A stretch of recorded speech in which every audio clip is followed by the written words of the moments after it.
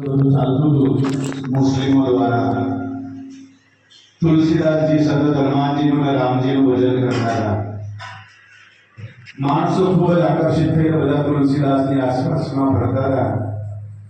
બધા તુલસીદાસજીની જેમ સાથે સાથે રામના સંકીર્તનમાં બહુ ભવ્ય રીતે એમનું રામ સંકીર્તન છે એ પ્રચાર થવા લાગ્યો.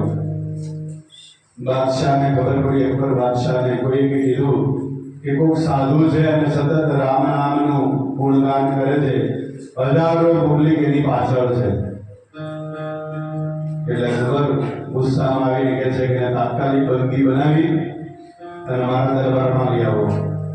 સિપાહીઓ જાય છે, તુલસીદાસને પકડીને દરબારમાં હાજર કરે છે. અકબર એને પૂછે છે કે તું આ શું કરે છે? હું મારા પ્રભુના ગુણગાન ગાઉં છું. બંધ કરી દે. તુલસીદાસજી કહે છે કે જ્યાં સુધી શરીરમાં પ્રાણ છે ત્યાં સુધી રામનું નામ ક્યારે પણ બંધ નહીં થાય. અકબર 3 વખત પૂછે. તુલસીદાસજીએ જે સજા આપો તે મંજૂર છે, રામનું નામ તો ક્યારે આ જીવમાંથી બંધ નહીં થાય. તુલસીદાસને પકડીને જેલમાં કારાગૃહમાં પૂરી દીધો. સત્ય હકીકત છે. તુલસીદાસનો જન્મ એનો સંબંધથી બધું લખાયેલું છે. આપણે એમ કહીએ કે તુલસીદાસને જોયા નથી, પણ તુલસીદાસજીની હિસ્ટ્રી બધીઓ લખાયેલી છે, તારીખ સહ લખાયેલી છે. તુલસીદાસજી 1 દિવસ, 2 દિવસ, 3 દિવસ, ત્રીજે દિવસે અપાર દુઃખ થાય છે કે ભગવાન રામનું ગુણગાન કરું અને મને આવી સજા થાય. ત્યાં બેઠા બેઠા એમણે હનુમાન ચાલીસાની રચના કરી છે. હનુમાન ચાલીસા 40 લીટી છે હનુમાન ચાલીસાની. પછી જોરથી હનુમાનજીની એ પુકાર કરીને હનુમાન ચાલીસા અંદર જેલમાં ગાવા લાગે છે. મિત્રો, માનો કે નહીં માનો, વાનરોના ટોળે ને ટોળા એ બાદશાહના નગરમાં ચડી આવ્યા છે. ચારે બાજુથી અસંખ્ય વાનરોના ટોળા આવ્યા છે. આખા રાજમહેલની પથારી ફેરવી દીધી. બધું તોડ ફોડ કરી નાખ્યું છે. માણસો ભાગવા મળ્યા છે. આખું નગર ખાલી થઈ ગયું. બાદશાહ કે આ શું થાય છે? ત્યારે કોઈ એક સારા માણસની કોઈ બુદ્ધિ છે. ભગવાન મહારાજને કહે છે કે રાજા આને છોડી મૂકો. આ તુલસીદાસને તમે જેલમાં પૂર્યા છે કે હનુમાનજીનું અને રામનું ભજન કરે છે, એનો આક્રોશ તમારા પર ઉતરેલો છે. પરિણામે આ બધા વાનરો નગરને સાફ કરી નાખશે. તાત્કાલિક તુલસીદાસને મુક્ત કરવામાં આવ્યા. રાજસભામાં લાવ્યા ત્યારે તુલસીદાસ એક જ શબ્દ કહે છે કે જોયું ના મારા રામ નામનો પ્રતાપ છે. એ દિવસે મિત્રો મુશ્કેલીમાં હનુમાન ચાલીસાની રચના થઈ છે. કઈ ના કરીએ, સવારમાં ઉઠીને એક હનુમાન ચાલીસાનો પાઠ થઈ જાય આપણાથી. નાસે રોગ હરે સબ પીડા. બધા જ રોગનું નિવારણ થઈ જાય. બધી જ આપણી પીડાઓ, શારીરિક, માનસિક, આર્થિક જેટલી પણ પીડાઓ છે, આ બધી જ પીડાનો નાશ થાય. ખાસ કરીને છેલ્લી કડીમાં લખે છે હનુમાનજી ક્યારે બહુ ખુશ થાય. જોશની રે હનુમંત બેલવીરા. બરોબર છે, આપણે કહીએ પણ ક્યાં તો ભગવાન શિવ અને ગૌરી એટલે કે માં પાર્વતી એના સાનિધ્યમાં જ્યારે હનુમાન ચાલીસાનો પાઠ થાય ત્યારે હનુમાનજી ખૂબ ખુશ થાય.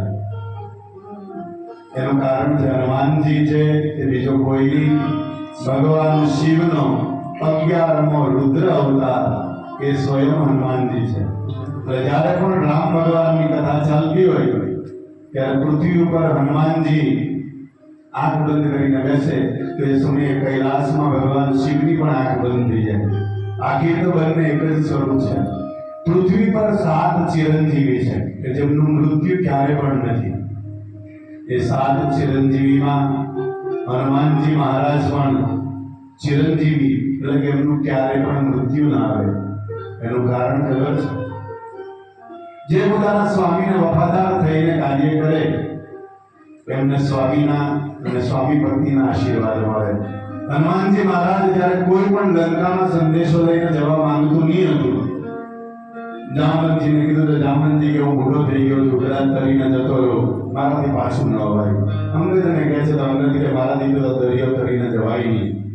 નળનીલને કહે છે તો કે અમારે તો શ્રાપમાં અમે છીએ, અમારાથી પણ પાણી લાગી શકાય નહીં. બધા જાતના બધા જ બહાના બનાવે છે. હનુમાનજી મહારાજ એક પથ્થર પર શાંતિથી બેઠા છે. પણ અમુક સમયે હનુમાનજીને કહેવાય કે 10,000 હાથીનું બળ ભેગું થાય એટલું હનુમાનજીની એક આંગળીમાં બળ હતું, એટલી તાકાત હતી. કોઈ ઋષિ મુનિઓને જરા પણ હનુમાનજીથી દુઃખ થયેલું એને શ્રાપ આપેલો કે જા હનુમંત, તારું આ બળ છે તું ભૂલી જઈશ, તારું બળ તને બદલે. હનુમાનજી એ ઋષિ પાસે માફી માંગે છે કે પ્રભુ આવો શ્રાપ મને ન આપો, ગમે ત્યારે મારા બળની જરૂર પડશે તો હું શું કરીશ. ઋષિ એમને આશીર્વાદ આપે છે કે તને કોઈ તારું બળ, તારી તાકાત તને યાદ અપાવશે ત્યારે તને તારું બળ પાછું તારામાં પ્રવેશ કરશે અને પછી તું કાર્ય કરી શકીશ. આ બાજુથી બધા નળ નીર, બધા રીંછ વાનર બધા હનુમાનજીને પ્રાર્થના કરે છે, હે કેસરી નંદન, તારા વગર રામનું કાર્ય કોઈ ન કરી શકે. હનુમાનજી ઉભા થયા છે, કનક ભૂધરા કાળ શરીરા, જાણે સોનાનો એક મહાન કાય વાનર ઉભો હોય એમ હનુમાનજી મહારાજ ચટ્ટાન ઉપર ઉભા થયા છે. બધા હનુમાનજી મહારાજનો જય જયકાર બોલાવે છે. હનુમાનજી એક લાંગ મારી, એક ઠેસ મારી અને ત્યાંથી ઉડ્યા છે. કહેવાય છે કે જે પર્વતને એને ઠેસ મારી એટલે કે લાત મારીને હનુમાનજી ઉડ્યા છે, એ પર્વત સીધો પાતાળમાં ગયો છે. હનુમાનજી મહારાજ ગયા છે, રસ્તામાં 2-3 વિઘ્નો આવ્યા છે, રાક્ષસીઓ આવે છે ઉડતા હનુમાનજીને નીચે પાડવાની. આ બધા વિઘ્નો પાર કરીને, કારણ કે લાંબી કથા છે, સૂક્ષ્મમાં કહું છું કે હનુમાનજી મહારાજ લંકામાં પહોંચે છે. વિભીષણનું ઘર જોયું છે, રામ નામ અકિંત અતિ સુંદર. ભગવાન રામનું નામ અહીંયા કેમ છે? અહીંયા કોણ છે રામનો ભક્ત? આ તો રાક્ષસોની નગરી છે. એટલે નીચે ઉતરે બ્રાહ્મણનું સ્વરૂપ લીધું છે. વિભીષણ એવામાં રામ રામ કરીને ઉઠ્યા એટલે હનુમાનજી કહે છે કે અહીંયા 32 દાંતની વચ્ચે આ જીભ કોણ રહે છે? ત્યારે સુગ્રીવ બહાર આવે છે કે પ્રભુ આપ સોરી વિભીષણજી બહાર આવે છે, હનુમાનજીને પૂછે છે કે હે બ્રાહ્મણ આપ કોણ છો? હનુમાનજી મહારાજ કહે છે કે હું એક બ્રાહ્મણ છું, પોતાની ઓળખાણ આપતા નથી. ત્યારે વિભીષણ કહે છે કે પ્રભુ અહીંયા રામ ભક્ત કોઈ નથી, આ તો રાક્ષસોની નગરી છે, જરૂર આપ કોઈ દેવી પુરુષ છો. ત્યારે હનુમાનજી પોતાનું શરીર પ્રગટ કરીને કહે છે કે વિભીષણ, હું રામનો અતિશય પ્રિય દૂત એવો હનુમાન છું. બંને ગળે મળે છે, સીતાજીની ખબર પૂછે કે માં ક્યાં છે? ત્યારે વિભીષણજી કહે છે કે અશોક વાટિકામાં અશોક વૃક્ષની નીચે માં જાનકી બેઠા છે. હનુમાનજી પલનો પણ વિરામ કર્યા વગર, મોડું કર્યા વગર હનુમાનજી ત્યાંથી વિદાય લઈ, વિભીષણ પાસેથી વિદાય લઈ અશોક વાટિકામાં આવે છે. પણ એમ કે માની સામે જઈશ અને મારું સ્વરૂપ બતાવીશ તો હું તો વાનર છું. કદાચ માતાજીને એમ લાગે, સીતાજીને એવું લાગે કે આ તો કોઈ માયાવી રાક્ષસ છે, વાનરનું સ્વરૂપ લઈને મારી સામે આવ્યો છે. એટલે હનુમાનજી અતિશય નાના થઈને વૃક્ષની ઉપર બેઠા છે અને ત્યાંથી ચોપાઈ ગાય છે, રામની ચોપાઈ ગાય છે. રામની એટલે કે પોતાના પતિના ગુણાનુવાદ ગાય, સીતાજીના સુકાઈ ગયેલા શરીરમાં પાછો જીવ આવ્યો છે. અરે મારા રામનું ભજન અહીંયા કોણ કરે છે? રાક્ષસની નગરીમાં કરે. જે હોય તે સામે આવો. સીતાજી બૂમ પાડે છે, હું તમને જોવા માંગુ છું, તમારા દર્શન કરવા છે. મારા રામને તમે યાદ કરો છો, તમે જરૂર કોઈ મારા હિતે છો. ત્યારે હનુમાનજી બોલે છે, માં મેં ગુણાનુવાદ કર્યા છે, મેં ગુણ ગાયા છે, પણ મારું મોઢું જોયા જેવું નથી. જે કોઈ પણ ભગવાનનું ગુણગાન કરતો એનું મોઢું જોવા જેવું ના હોય, મોઢાનું દર્શનની જરૂર નથી. હનુમાનજી કહે છે કે માં મારું મોઢામાં કંઈ રાખ્યું નથી. તો કે ના, જે પણ હોય આવો, હું તમારો તિરસ્કાર નહીં કરું. ત્યારે હનુમાનજી કૂદીને સામે આવે છે તો સીતાજી પહેલા ગભરાઈ જાય છે કે આ તો વાનર છે. પછી કહે છે કે માં આ પ્રમાણે છે, રામજી તમારા વિરહમાં ફરતા ફરતા ફરતા રામેશ્વર સુધી આવી ગયા છે, એમને દરિયો લાંઘવાનો બાકી છે. તમારી ભાળ લેવા માટે, તમારી શોધખોળ કરવા માટે મને અહીંયા સુધી મોકલ્યો છે. માં સીતા પૂછે છે કે કોઈ નિશાની? હું કેવી રીતે માનું કે તું રામનો દૂત છે? રામ નામ અંકિત અતિ સુંદર. રામજીએ પોતાની સગાઈમાં સીતાજીએ જે વીંટી પહેરાવી હતી એ રામજી આપેલી કે આ જાનકીને બતાવજે એટલે તારે કઈ જવું નહીં પડે. હનુમાનજીએ વીંટી માં જાનકીને આપી છે. જાનકીજી બહુ ખુશ થઈ ગયા છે. અને એ સમયે તમે વિચાર કરો કે ત્યાં જીવન બચવાની કોઈ સંભાવના નથી. એ સમયે રામનો સંદેશ મળે, હનુમાનજી ત્યાં આવે, ભગવાન રામની બધી વાત કરે. સીતાજી અતિશય ખુશ થયા છે. અને ત્યારે સીતાજીએ કીધું છે કે અજર અમર ગુણ નિધિ સુત હોવું. કરહુ બહુત રઘુનાયક છો. હે મારા પુત્ર, વિચાર કરો, માં જાનકી હનુમાનજીને પુત્ર કહેવા છે કે તું તો મને મારા પુત્ર કરતા પણ વિશેષ પ્રિય છે. આજથી તું મારો પુત્ર છે. તું અજર એટલે કે તને ક્યારે પણ વૃદ્ધાવસ્થા નહીં આવે. જર એટલે આપણું વૃદ્ધત્વ. ગર પણ અજર અમર એટલે કે તું અમર બનીશ. તારું મૃત્યુ કોઈ દિવસ નહીં આવે. માં જાનકીના આશીર્વાદ છે. અજર અમર ગુણ નિધિ સુત હોવું, કરવું બહુત રઘુનાયક છો. હે હનુમાનજી, તમે મને અહીંયા સુધી મારું નવું જીવન આપ્યું છે. તમારું કોઈ દિવસ વૃદ્ધત્વ નહીં આવે. તમે કાયમ યુવાન રહેશો, અતુલિત બળ ધામમ રહેશો અને ભગવાન રામના આ જીવન તમે કાર્ય કરજો. પછી કે માં ભૂખ બહુ લાગી છે, કંઈક જમવાની વ્યવસ્થા.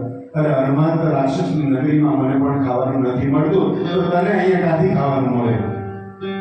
હનુમાનજી કહે છે, માં વૃક્ષો ઉપર છે ને બહુ મેં ફળ ફૂલ જોયા છે, પણ તમારી આજ્ઞા વગર તો લેવાય નહીં. તો હનુમાન એક કામ કર, નીચે જેટલા પડ્યા હોય એટલે ખાઈ લે.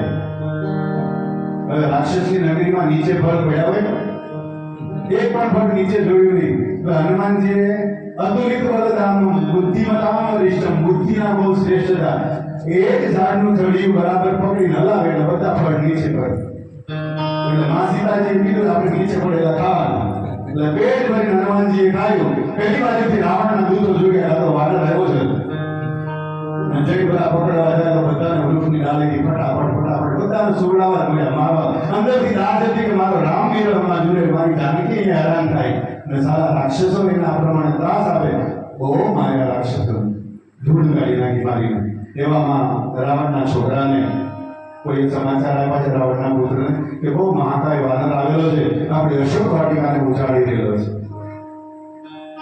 ત્યારે રાવણનો પુત્ર આવે છે, બાંધવાની કોશિશ કરે છે. હનુમાનજી બંધાય નહીં, તો બંધનમાંથી મુક્ત કરે.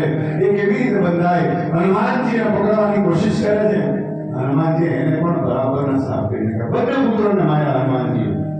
બંને દોડતા ગયા છે. હનુમાનજીનું પરાક્રમ સંભળાયું છે કે આ પ્રમાણે મહાકાય વાનર આવ્યો છે, અશોક વાટિકાને તહસ નહસ કરી નાખી છે.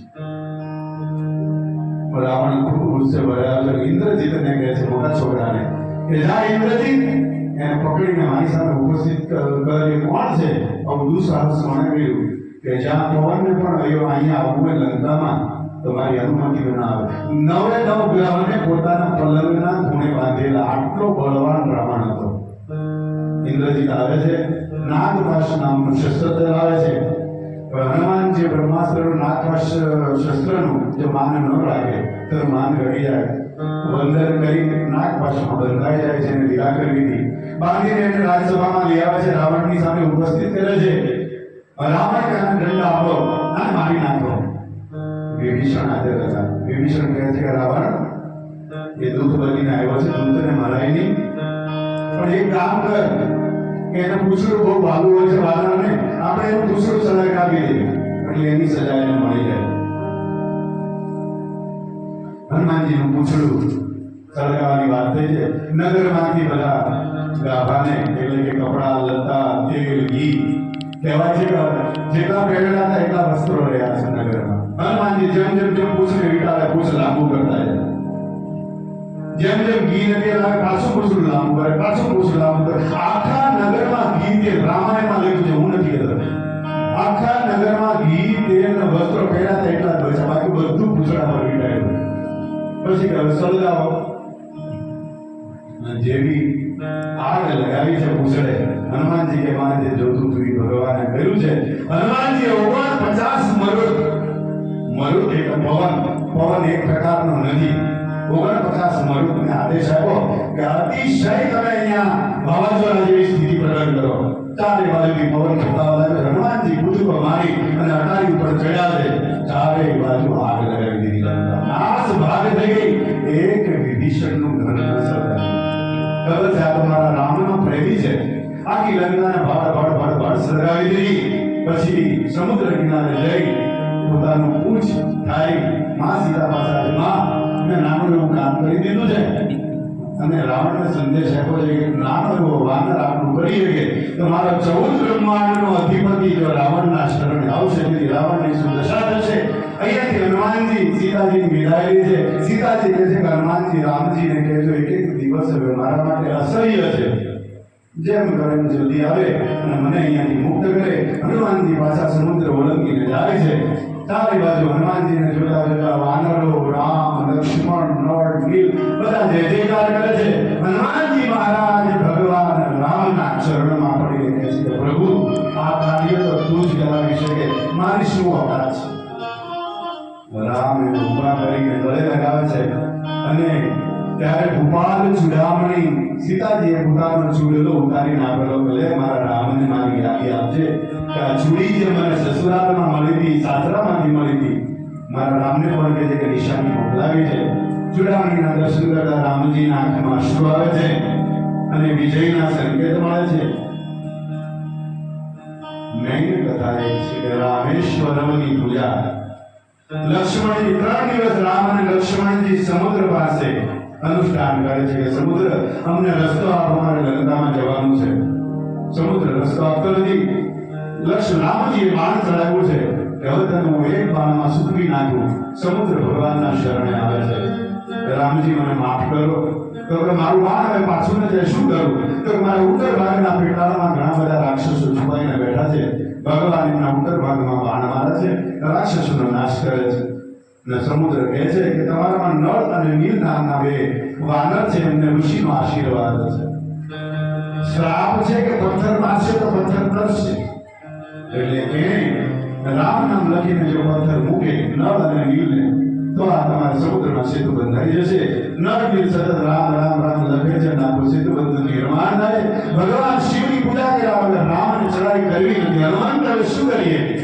શિવલિંગ ત્યાંથી લાગે. હનુમાનજી શિવલિંગની શોધમાં નીકળ્યા છે. આવતા થોડી વાર લાગે છે. લક્ષ્મણ હનુમાનજીને વાર લાગશે. એક કામ કરતો આ માટીનું શિવલિંગ બનાવી દે. દરિયાની વેળનું શિવલિંગ બનાવે છે. લક્ષ્મણજી સરસ મજાનું પાણી નાખતા નાખતા બરાબર શિવલિંગ બનાવે છે. બંને ભાઈ પૂજન કરે છે. ભગવાન રામેશ્વર પ્રગટ થયા છે. આશીર્વાદ આપે છે, રામ તમે વિજયી થશો.